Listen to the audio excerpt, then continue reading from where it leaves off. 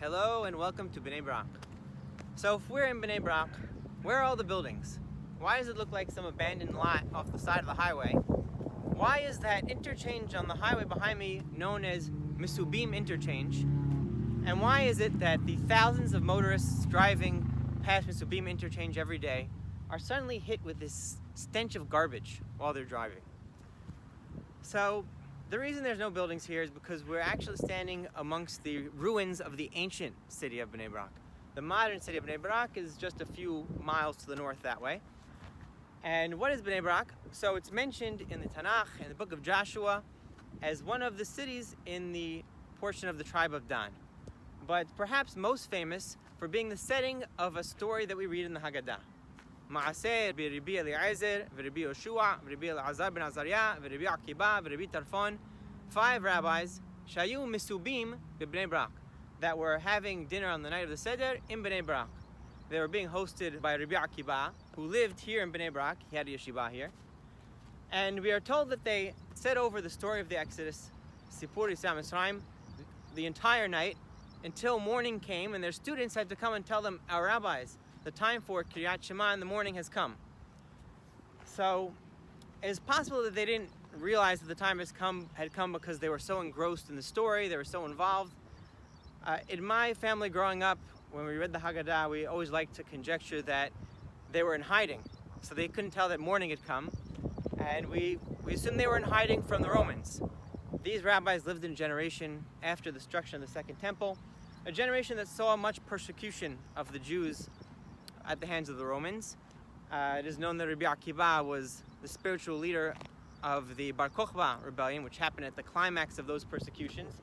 So it's possible that they were wanted by the Romans, or that they were plotting something and they couldn't be discovered.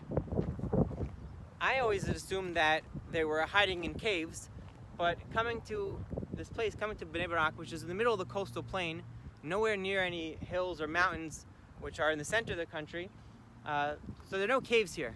But it's possible that they were just hiding in a cellar in the basement, and the students were upstairs, and the students came down in the morning to tell them that morning had come.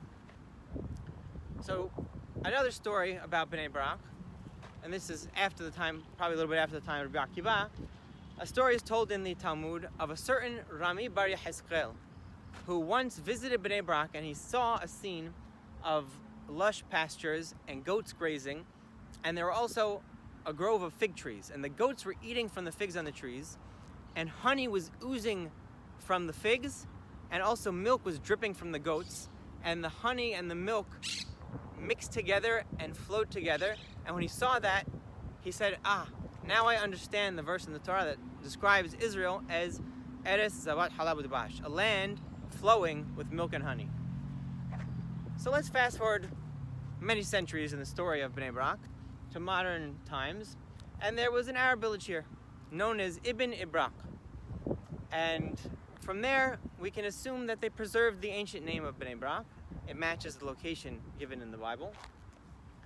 And come the year 1924, Jews purchased plots of lands from the Arab villagers, and they established a new Jewish town which they called B'nei Beraq, after the ancient city. And at that time, the Arab village, they decided to change the name of their village to distinguish it from the new Jewish town.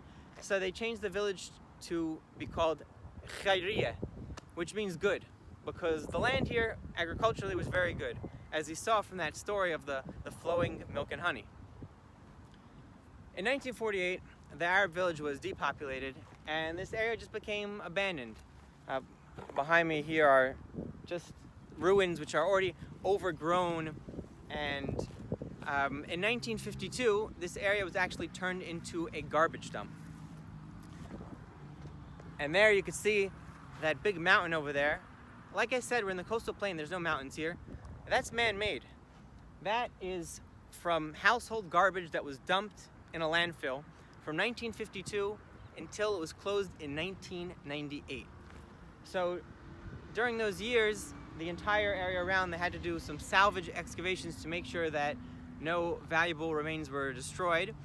And it is then that they did some archaeological work here, and they found remains from the First Temple period, Second Temple period, even earlier.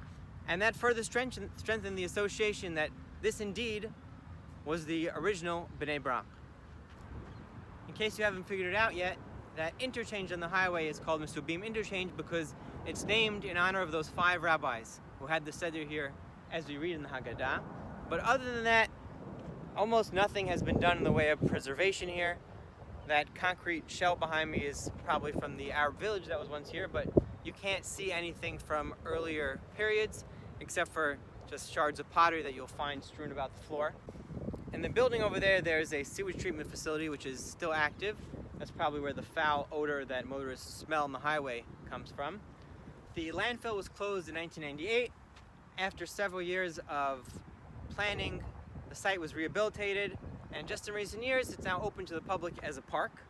So you can go up to the top and there are trails and gardens and trees and of course beautiful views to the entire surrounding area. Going up to the park now, and while we're there we'll revisit the story in the Haggadah. Here you can see the fountains and gardens and trees of the park. Remember, this is all built on top of like 25 million tons of garbage.